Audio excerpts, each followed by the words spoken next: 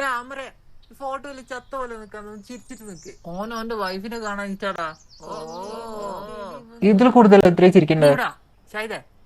ഇത് ഇവിടുന്ന് ഞാനും മലയും മാത്രം. എന്റെ തല ബാക്കിൽ മല. ഓക്കെ, പിന്നെ കാൻഡിഡ് ഞാൻ അറിയാണ്ട് എടുക്കണ നീ. ഷാഹിദ് ഓന്റെ കാൻഡിഡ് ഇപ്പോഴൊന്നും തീരൂല. എല്ലാരും വേണ്ട, എല്ലാരും ഗ്രൂപ്പ് ഫോട്ടോ എടുക്കാം. ഇങ്ങോട്ടോ ഷാഹിദ്, ഇങ്ങോട്ടോ. എന്റെ മടിയിൽ നിൽക്കാനാ വരുന്നത്. ഒരാൾ ആറ്റത്തേക്ക്. എല്ലാരും ഓക്കെ അല്ലേ? ഇങ്ങോട്ടോക്കെ. ഓക്കെ.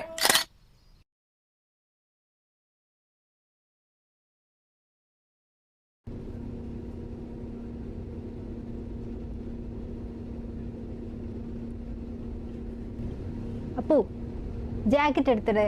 ഇതിങ്ങനെ ഞാൻ പറഞ്ഞോണ്ടിരിക്കണം ഓരോ കാര്യം രണ്ടാളടുത്തും.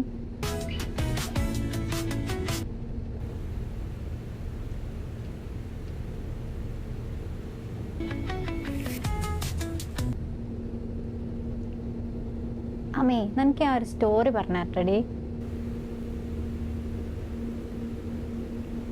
എന്ത് സ്റ്റോറി? അതായത് കല്യാണം കഴിഞ്ഞ പെൺകുട്ടിയുടെ പുറകെ നടക്കുന്ന ഒരു തെണ്ടി, അവൻ പോകുന്ന ബസ്സിന്ന് കൊക്കയിലേക്ക് വീണ് മരിക്കുന്നതാ കഥ.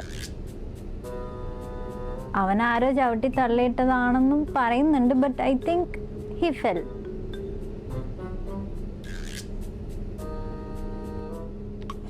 അപ്പൊ ഇവൻ ഇങ്ങനെ പോയിക്കൊണ്ടിരിക്കും.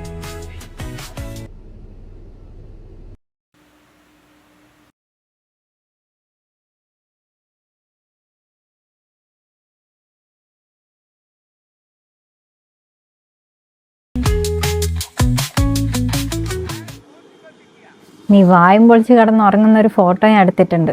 വേറെ ഒന്നിനല്ല, ആമിയുടെ ഹസ്ബൻഡിന് അയച്ചു കൊടുക്കാനാ. അവന് നീ ഒരു ത്രെറ്റേ അല്ലാന്ന് അറിയിക്കണ്ടേ? മര്യാദകൾ ഡിലീറ്റ് ചെയ്തോ, താനും ഉറങ്ങും. അതിന് ഉറങ്ങുമ്പോൾ ഞാൻ സ്റ്റൈലും അഴകും പോകാതെ തന്നെ.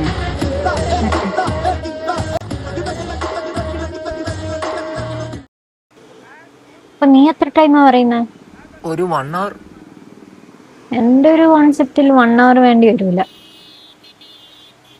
ഒരു 30 minutes. അപ്പൊ വെറ്റ് ജയിച്ചാ 5,000. ഓക്കെ, 1 hourലാണ് സംഭവിക്കുന്നതെങ്കിൽ നിനക്ക് 30 minutesന്റെ ഉള്ളിലാണെങ്കിൽ ഞാൻ ഓക്കെ സെറ്റ്. എന്ത് പറ്റാ? അർജുൻ എപ്പ കരയുന്നു? 5000.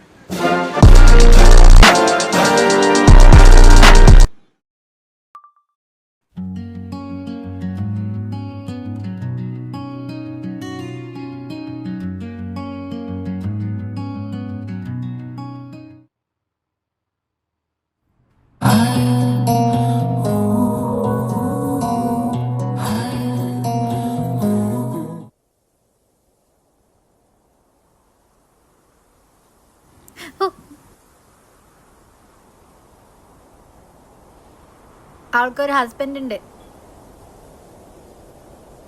വീഴാൻ പോയപ്പോ പിടിച്ചതാണ്. നേരത്തെ ആശയ്ക്ക് ചന്തി കുത്തി വീണപ്പോ നീ എവിടെയായിരുന്നു?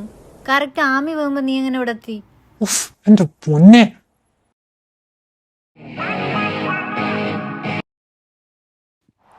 എല്ലാവർക്കും കുറച്ചേരം ഇവിടെ നിന്ന് ഈ വ്യൂ കണ്ടിട്ട് പോവാ.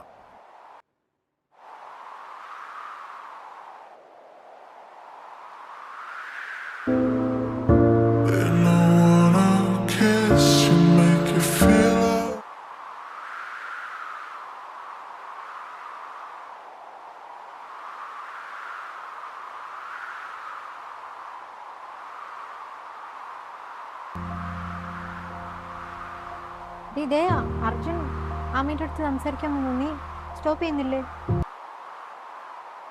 അവൻ വിചാരിക്കുന്നത് ഞാൻ ഇടയ്ക്ക് ഇറന്നുകൊണ്ടാണ് അവൻ ആമിയെ വളക്കാൻ പറ്റാത്തത്. അവൻ പോയി സംസാരിക്കട്ടെ. അവളുടെ അടുത്ത് നിന്ന് നേരിട്ട് കേൾക്കുമ്പോൾ അടങ്ങിക്കോളും.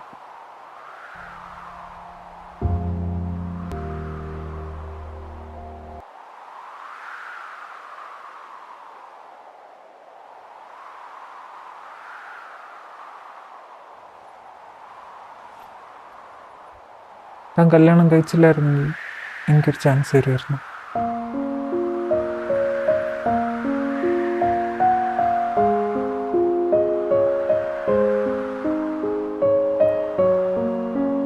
അർജുൻ, താൻ നല്ല ചെക്കനാണ്. താൻ ഇതുവരെ എൻ്റെ അടുത്തും ലൈലാൻ്റെ അടുത്ത് പോലും റെസ്പെക്ട്ഫുൾ ആയിട്ട് താൻ ബിഹേവ് ചെയ്തിട്ടുള്ളൂ. ഞാനങ്ങനെ വേറെ ആരും ഇല്ലാഞ്ഞിട്ട് ഇഷ്ടപ്പെട്ട ഒരാളല്ല എൻ്റെ ഹസ്ബൻഡ്. അതെങ്ങനെയിപ്പോൾ എൻ്റെ ഹസ്ബൻഡ് എന്നോടുള്ള സ്നേഹം അത് കാണിക്കാൻ വേണ്ടി എടുക്കുന്ന എഫേർട്ട്, അപ്പം പിന്നെ എൻ്റെ ഹസ്ബൻഡിൻ്റെ പേഴ്സണാലിറ്റി അതൊക്കെ കണ്ടിട്ട് ഇഷ്ടപ്പെട്ടതാണ് ഞാൻ. എനിക്കിതുവരെ ഇങ്ങനെ ഒരു ഇഷ്ടം ഒരാളോടും തോന്നിയിട്ടില്ല. So I don't think Arjun, എൻ്റെ ഹസ്ബൻഡിനെ ഞാൻ കണ്ടിട്ടില്ലായിരുന്നെങ്കിൽ I don't think I would be attracted to U.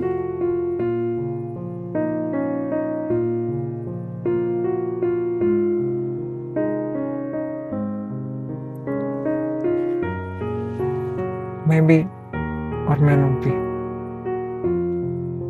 But എനിക്ക് തന്നെ ഭയങ്കര ഇഷ്ടമാണ്.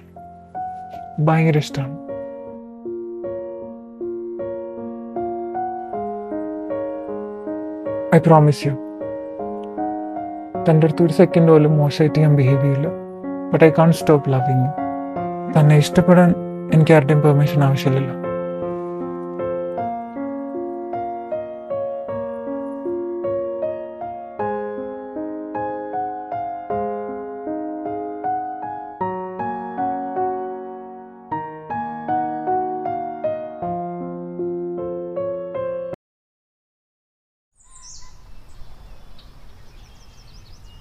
എന്താണ് ആകെ മൂഡ് ഓഫ് ആണുള്ള ട്രിപ്പിൽ? എൻ്റെ ഈ മൂഡ് ഓഫ് മാറാൻ ഞാനൊരു ഐഡിയ പറയട്ടെ. നമ്മൾ രണ്ടാളും മാത്രം എവിടെയെങ്കിലും പോവാം. ഇവരൊന്നും ഇല്ലാണ്ട് നമ്മൾ രണ്ടാളും മാത്രം ലൈക്ക് ആ മൗണ്ടൻസിൻ്റെ അടുത്ത് അവിടെ ഇരുന്ന് ആ വെള്ളമൊക്കെ നോക്കി അവിടെ ഇരുന്ന് നമ്മൾ രണ്ടാളും മാത്രം ഇങ്ങനെ സംസാരിക്കുമ്പോഴേ കുറേയൊക്കെ അമറിൻ്റെ മൈൻഡ് ഓക്കെ ആവും. വൈഫിനെ മിസ് ചെയ്യേയില്ല. എനിക്ക് എൻ്റെ വൈഫിനെ കാണിച്ചുള്ള മൂഡ് ഓഫ് ആണ്. അപ്പം അത് ഞാൻ നിൻ്റെ കൂടെ വന്നു കഴിഞ്ഞാൽ എനിക്ക് എങ്ങനെ മൈൻഡ് ഓക്കെ ആവാം? എനിക്ക് എൻ്റെ വൈഫിനെ കാണണം, എന്നാലേ മൈൻഡ് ഓക്കെ ആവുള്ളൂ.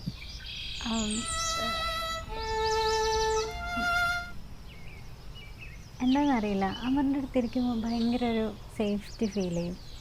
ലൈക്ക് വേറെ ആരുടെ അടുത്തും അങ്ങനെ ഒരു കംഫർട്ടബിലിറ്റി ഫീൽ ചെയ്യാറില്ല. അമറിൻ്റെ അടുത്തിരിക്കുമ്പോൾ എനിക്ക് ഭയങ്കര ഒരു safety and I like your company.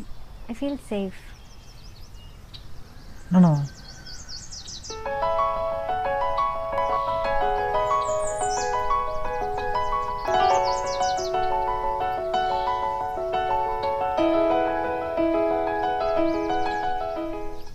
എന്താ അറിയോ, ഞാൻ എൻ്റെ വൈഫിനെ അത്രയും സ്നേഹിക്കുന്നതുകൊണ്ട് വേറെ ഒരു പെൺകുട്ടീനെ ഞാൻ കംഫർട്ടബിൾ ആക്കൂല.